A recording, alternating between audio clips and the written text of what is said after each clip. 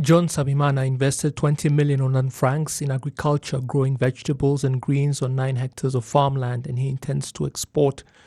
He employs more than 100 people and says financial institutions should have more confidence in the agricultural sector and provide more loans, something other farmers like Theonest Bizimana agree with.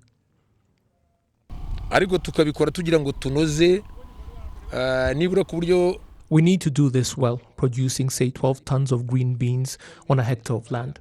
To achieve that, you would need things like fertilizers, and that is not possible without the support of banks. That is why such financial institutions should invest in the agricultural sector.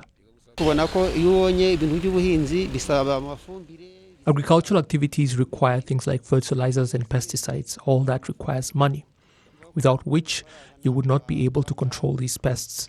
There is a lot money does in agriculture.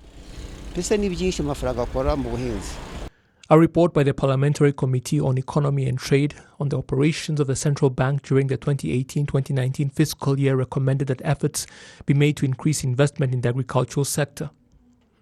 During the 2018-2019 fiscal year, less than 3% of all loans issued by financial institutions went to the agricultural sector, yet it contributed 29% of the country's GDP that year. The sector got 13.3% of all long-term loans issued by the Rwanda Development Bank, third after infrastructure and energy that got 59 and 16.1% respectively. Such figures have raised concerns among parliamentarians. There needs to be more effort put in the irrigation program. Farmers should be facilitated to get loans from financial institutions. There must be more investment from both the public and private sectors. Agricultural produce should be processed to increase value and permanent markets found for it, all with the aim of supporting the country's long-term development goals. Such measures should be implemented in 6 months. We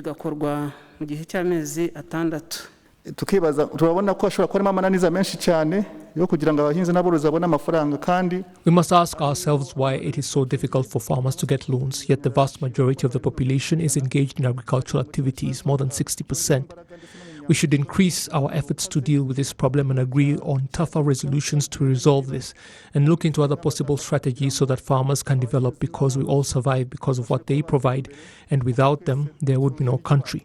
We believe that if our committee and the central bank were to work towards this, it would be resolved and the funds would become available.